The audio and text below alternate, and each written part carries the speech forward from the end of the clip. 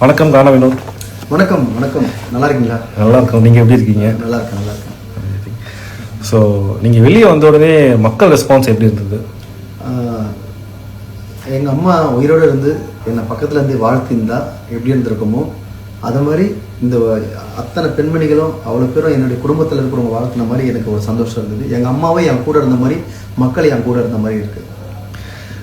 So நீங்கள் வெளியே வந்த உடனே நீங்கள் ஃபஸ்ட்டு பண்ண விஷயம்னா என்ன விஷயம்? நான் ஃபஸ்ட்டு பண்ண விஷயம் வந்து வெளியே வந்தோடனே என் ஒய்ஃப் வந்து கஷ்டப்படுவாளா அப்படின்னு பார்த்தேன். அவங்க வந்து சந்தோஷமாக இருக்கிறத பார்த்து நான் வந்து எனக்காக அவங்க வந்து ஒரு சின்ன கேக் வெட்டி, நீ எதுக்கும் கவலைப்படாத, நீ கரெக்டாக தான் பண்ணியிருக்க அப்படின்ட்டு எனக்கு ஒரு ஆறுதலாக அவங்க ஒரு இது கூட இருந்தாங்க. அதுவே எனக்கு பெரிய சந்தோஷமாக இருந்தது. அதுக்கப்புறம் எங்கள் அம்மாவுடைய படத்தை பார்த்து அவங்ககிட்ட ஆசீர்வாதம் வாங்கினேன். சூப்பருங்க. இன்னொருத்தங்க என்ன கேட்டிருக்காங்கன்னா, உண்மையாக சொல்லுங்கள், அரோரா தானே பணப்பேட்டி எடுக்க சொன்னாங்க? சே உண்மையிலே அப்படி இல்லைங்க. நான் பல இடத்துல பதிவு பண்ணிகிட்ருக்கேன். அவங்க வந்து அந்த இடத்துல டைம் பாஸுக்கு உட்காந்து நான் கேட்டிருக்கணும். அவங்க சொன்னதை கூட என் மைண்டில் அதெல்லாம் இல்லை. எனக்கு இது போதும்னு தோணுச்சுங்க. நான் வந்து என் குடும்பத்துக்கு அது வேணும். அதுவே பெரிய காசு தாங்க நம்மளுக்கு.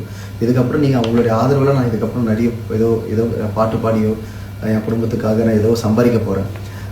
அதுவே எனக்கு போதுங்க. அதனால் வந்து யார் சொல்லியும் எடுக்கல. நானே என்னுடைய குடும்பத்திற்காக இவ்வளோ நாள் நம்ம அந்த வீட்டில் இருந்தோம், அந்த காசு வரும். அதுக்கப்புறம் இந்த காசு இருக்குது, இது ரெண்டுமே சேர்த்தாலே கொஞ்சம் வருது நம்மளுக்கு. நம்மளுடைய நம்ம பற்ற இதுக்கு இது போதுமே அப்படின்ட்டு தான் நான் எடுத்துனே தவிர இதனால யாருக்குமே நான் யாருமே பழி போட விரும்பல. ஸோ பணப்பேட்டி எடுத்துகிட்டு வெளியில் வந்ததுக்கப்புறம் தெரியாமல் எடுத்துட்டோமே அப்படின்ட்டு ஏதாச்சும் யோசிச்சிங்களா? 1% கூட யோசிக்கல. கொஞ்சம் ஒரு இது கூட சத்தியமாக யோசிக்கல.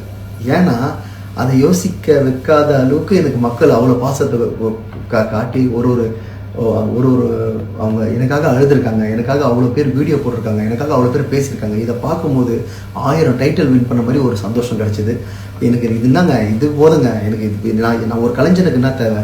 மக்கள்கிட்ட போய் பரிச்சயம் ஆகணும், மக்கள் மனசில் போய் இவன் ஒருத்தர் இருக்கிறான்ட்டு தெரியணும். எவ்வளோ பெரிய கோட்டீஸ்வரனாக இருப்பாங்க, ஆனால் அவங்க வந்து வெளியே ஒரு பெரிய அவங்கள வந்து வெளியே யாருக்குன்னு பக்கத்து ஏரியாவில் கூட தெரியாது. ஆனால் நம்ம சாதாரண ஒரு ஊரில் பிறந்தாலும், சாதாரண குடும்பத்தில் பிறந்தாலும், இன்றைக்கி உலகம் ஃபுல்லாக இருக்கிற தமிழ் மக்களுக்கு நம்ம பேர் தெரியுது.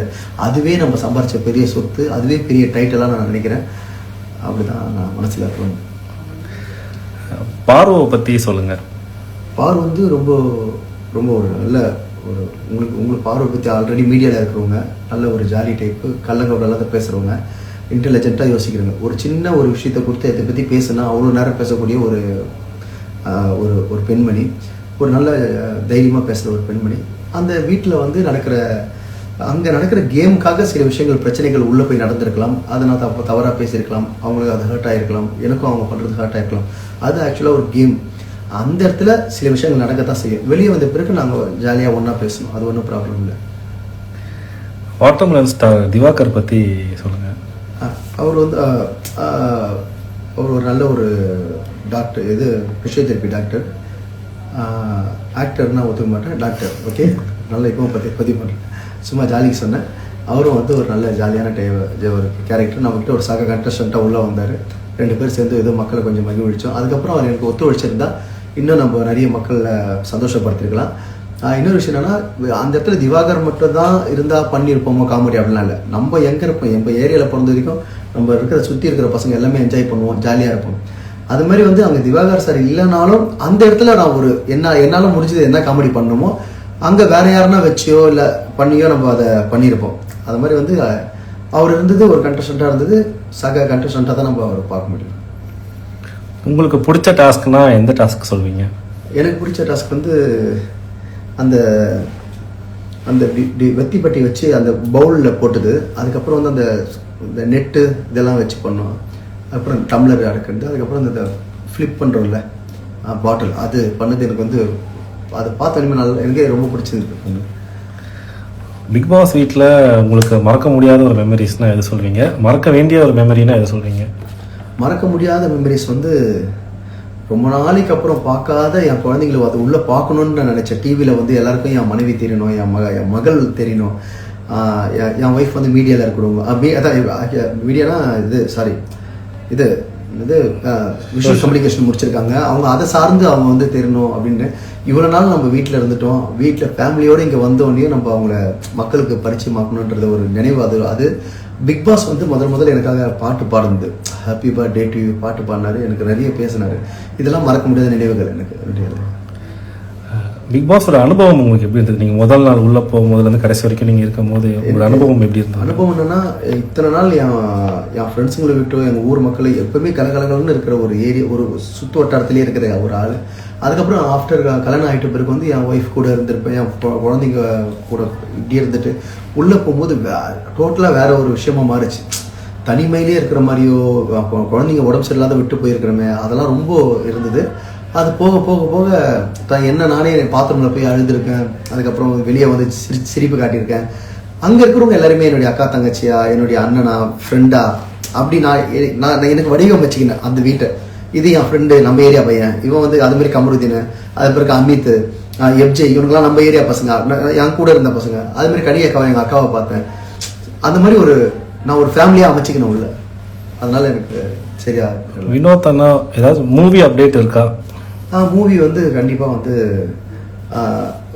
ஒரு 2 மூவி வந்து இப்போ வந்து சொல்லியிருக்காங்க. அதில் வந்து இப்போது பாடல்களும் போயிட்டுருக்கு. திரைப்படத்தில் பாடல்கள் பாடிட்டுருக்கேன். நிறைய இப்போ 2 நேற்று கடைக்கு முந்தானே கடைக்கு பாடிட்டுருக்கேன். எல்லாத்துக்கும் காரணம் நீங்கள் தான், அதையும் சொல்லிடுறேன், இப்போ பதிவு பண்ணிடுறேன். நீங்கள் போட்ட ஒவ்வொரு பாசமும் ஒவ்வொரு ஓட்டம் தான் எனக்கு எனக்கு வாய்ப்பும் கிடைக்குது. படமும் ஒரு கதை கேட்டிருக்காங்க, நடிக்கிறதுக்கான வாய்ப்பு வந்திருக்கு. கண்டிப்பாக அது ரிலீஸ் ஆகும்போது உங்களுக்கே அது கண்டிப்பாக தெரிய வரும். வெளியே வந்த பிறகு எனக்கு இன்னும் இதுக்கு மேலே ஆதரவு கொடுப்பீங்க நான் நம்புகிறேன். கமருதீன் பற்றி சொல்லுங்கள். கமருதீன் வந்து ஒரு ஜாலியான ஒரு பையன், ஜாலியான டைப்பு. அது திடீர்னு கொஞ்சம் கோவம் வரும். என்னை வந்து ஒரு 5 வருஷத்துக்கு முன்னாடி பார்த்த மாதிரி அவனுக்கு ஃபீல் ஆச்சு. அதனால தான் அவனுக்கு எனக்கு ஒரு நல்ல ஒரு பாண்ட் ஆச்சு. அதுக்கப்புறம் அவன் மேலே எனக்கு கொஞ்சம் காண்டாச்சு. சும்மா அது ஒரு ஜாலி. அதுக்கப்புறம் வெளியே வந்த வரையுமே திருப்பி ஃபேமிலி அவங்க வீட்டுக்கு வந்தார். அதுக்கப்புறம் அவருக்கு சால்வெல்லாம் போட்டேன். என் குழந்தைங்கலாம் தூக்கி வச்சுட்டு மை ஃபேமிலின்ட்டு இன்ஸ்டாகிராமில் போட்டிருக்காரு. அந்த மாதிரி ஒரு நல்ல பாண்டிங், நல்லா நட்பு. ஸோ நீங்கள் வெளியில் வந்த உடனே யார் கூட ஃப்ரெண்ட்ஷிப் கண்டினியூ பண்ணலாம்னு நினைக்கிறீங்க, இல்லைன்னா யார் கூட இன்னொருத்தவங்க வந்து இவங்களுக்கு சவகாசமே வேண்டாம் அப்படிலாம் யாரும் இல்லை. எல்லாமே நம்ம சொந்தம், எல்லாமே நட்பு, அன்பு.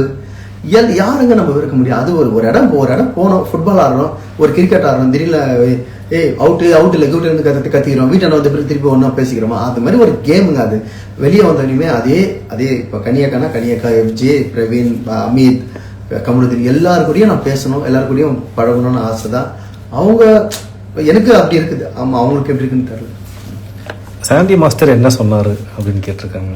சாண்டி மாஸ்டர் வந்து திட்டினாரு, என்னடா அப்படி பண்ணிட்டு அப்படின்னு சொன்னார். என்ன மச்சான், ஏன்டா பண்ணியிருக்கலாமாடா, அப்படி இருந்திருக்கலாமாடா அப்படின்னாரு. அவர் பாயிண்ட் ஆஃப்ல அவர் உரிமையில் அவர் பேசுகிறாரு. என்னுடைய பாயிண்ட் ஆஃப்ல எனக்கு என்னுடைய ஃபேமிலிக்கு என்னவோ நம்ம அதை பார்த்து யோசித்து பண்ணிட்டோம். ஸோ உங்களோட அடுத்த பிளான் என்ன? என்னோடய அடுத்த பிளான் வந்து இந்த இன்டர்வியூ முடிச்சுட்டு ஒரு கச்சேரி ஒன்றுக்குது, நைட்டு ஒரு கல்யாணம் ஒன்றுக்குது. அதில் என்னோடய அடுத்த பிளான்னா அதான் பட வாய்ப்புகள். போய் ஒரு டைரக்டராக பார்க்கணும், மியூசிக் டைரக்டர்கிட்ட வாய்ப்பு கேட்கணும். இளையராஜா சார் வந்து ஒருத்தருக்கு அவர் மீட் பண்ணணும்னு ஒரு ஆசை இருக்குது. அதான் இந்த மாதிரி டைமில் வந்து வாழ்க்கையில் வந்து இதெல்லாம் நம்மளுக்கு எதெல்லாம் நம்ம ஆசையாக நினச்சோமோ, பணம் ஒரு பக்கம் இருந்தாலும், குடும்பம் ஒரு பக்கம் இருந்தாலும், இந்த மாதிரி அச்சீவ்மெண்ட் பண்ண ஒரு பர்சனுங்களுக்குலாம் போய் பார்க்கணுன்னு ஒரு ஆசை இருக்குது. இவங்கெல்லாம் போய் பார்த்து ஒரு ஃபோட்டோ பிடிச்சி நம்ம பசங்க பார்ப்பாங்களா, அப்பா அவங்களாம் சின்ன வயசில் இவங்க ஊரெலாம் எடுத்துருக்கன்ற மாதிரி எல்லாருக்கூடையும் போய் ஃபோட்டோ எடுக்கணும், நிறைய வாய்ப்புகள் தேடணும்னு. மக்களுக்கு என்ன சொல்ல விரும்புகிறீங்க? மக்களுக்கு வந்து அதான் ஒரே வார்த்தையில் சொல்லிட்டேனே, இவங்க எங்கள் அம்மா பக்கத்தில் இருந்து என்னை எப்படி ஆசீர்வாதம் பண்ணியிருப்பாங்களோ அதே ஆசீர்வாதம் தான் எனக்கு மக்கள் கொடுத்துருக்காங்க. அவங்க எல்லாரையும் எங்கள் அம்மா மாதிரி நினைக்கிற மாதிரி அது ஜென்ஸாக இருக்கட்டும், லேடிஸாக இருக்கட்டும். ஆனால் அவங்களாம் குணத்தாலேயோ கருணையாலேயோ எங்கள் அம்மாவை நான் அவங்கள பார்க்குறேன். சப்போர்ட் பண்ண அத்தனை பேருக்கும் என் குடும்பத்தின் சார்பாக, என்னுடைய சார்பாக ஒரு கண்ணீர் துளி விட்டுருக்கீங்க. அந்த ஒரு துளிக்கு நான் உண்மையாக இருப்பேன்றதை வந்து அவங்களுக்கு நான் சொல்லியிருக்கிறேன். எங்கள் அம்மா இருந்து எனக்கு எவ்வளோ எனக்கு ஆதரவு கொடுத்துருப்பாங்களோ அதை வந்து நீங்கள் கொடுத்துருக்கீங்க. உங்களுக்கு கோடான கோடி நன்றி. நன்றி. தேங்க்யூ.